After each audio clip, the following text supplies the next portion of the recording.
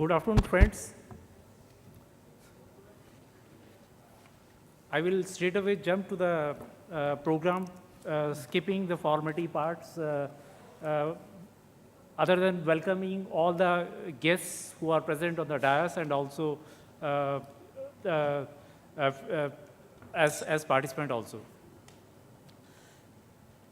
In fact, it was on the 14th ASEAN India Summit on 8 September 2016 that our Honorable Prime Minister had announced a US $1 billion credit line for physical and digital connectivity of the ASEAN countries.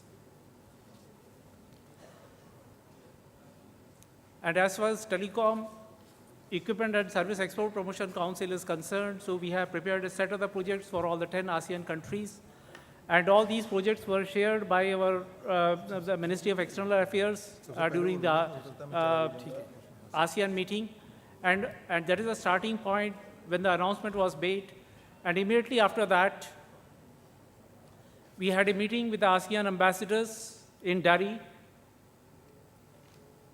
That was on 2nd December 2016, wherein we had the presence of Ministry of External Affairs, Department of Telecommunication, and of course, all the industry players.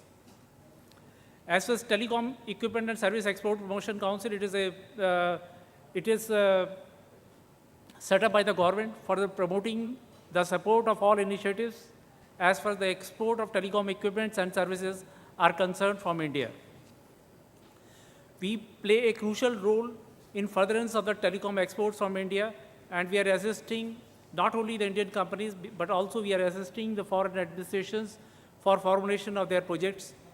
And as far as we are concerned, we take care of all the verticals of the telecom industry for the provision of the services, for the provision of the software, and all related activities. As far as India is concerned, we can provide innovative and proven trusted solutions for the ASEAN countries. The projects can be there in the form of rural networks, the smart cities. It could be for the modernization of the defense and police networks, for the utilization of utility networks, the smart cities, ICT for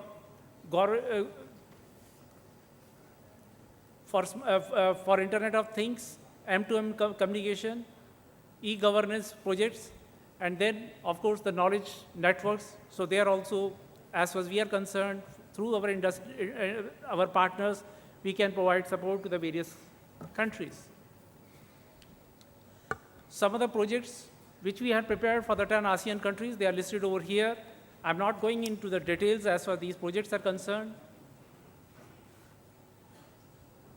As part of the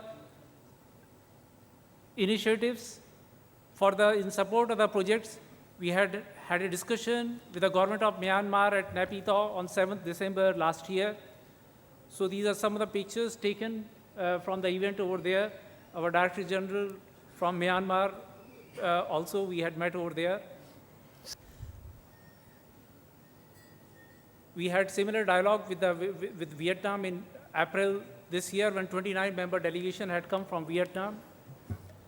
Then in May 2017, we had presented 2 development projects from our side were presented. One was on the digital connectivity, and second was on telecom regulatory issues. So we have a meeting with the Honorable Minister of Law. So Law had identified 4 projects which can be tapped for the digital connectivity projects. So we have received the projects, but as far as the clarity is concerned on these projects, we will be needing additional clarity. Line of project proposals coming from the state administrations of Indonesia, Malaysia, and Philippines also were received. Today itself, I am received of a draft MOU coming from Philippines and Malaysia, so wherein these countries have requested TEPC to formulate their projects in line with the requirements of the Indian government. Last week, we had conducted on 6th and 7th of December at Jakarta, India ASEAN ICT Expo was there. So we had the participation not only from Indonesia, but we had the participation from Laos, Vietnam, Malaysia. Participation was also there. So I've just listed down some of the projects which were, as per the law delegation was concerned, DDG from the government of law, he had made some requests for the 6 projects which can be, for which they need support from India. One other project is on promoting the wireless and mobile broadband networks in remote areas. So this is a project for which already in law we had presented, which can be available for the government of law as a development project. So this is already figuring as one of the projects. And another area where they made the request was on the regulation and policies. This also is available as a development project, and that can be available for the government of law. Similarly, we had a participation coming in from the government of Vietnam. So they had made a request for a series of the projects where they are looking for the solutions. And as far as we are concerned, we can work out towards providing the solution to that. What possibly we can do is, as far as a memorandum of understanding could be developed between the government of Vietnam and India. And as for the line of credit, it may be even outside the line of credit projects. As part of the MOU, over a period of next few months, as for the further details are concerned, they can be worked out. As for the line of credit is concerned, it follows a set of the procedures are there. The project life cycle is listed over here. And at TEPC, we are ready to provide support to any of the ASEAN administrations on the support they would like to have. Since the time is less, I would like to conclude at this stage, but definitely we look forward towards a number of MOUs to be finalized, because as ASEAN-India partnership is completing 25 years, and in the forthcoming Republic Day function, we will be having the participation of the heads of states. We would very much appreciate if from TEPC we could act as a facilitator for the development of these MOUs.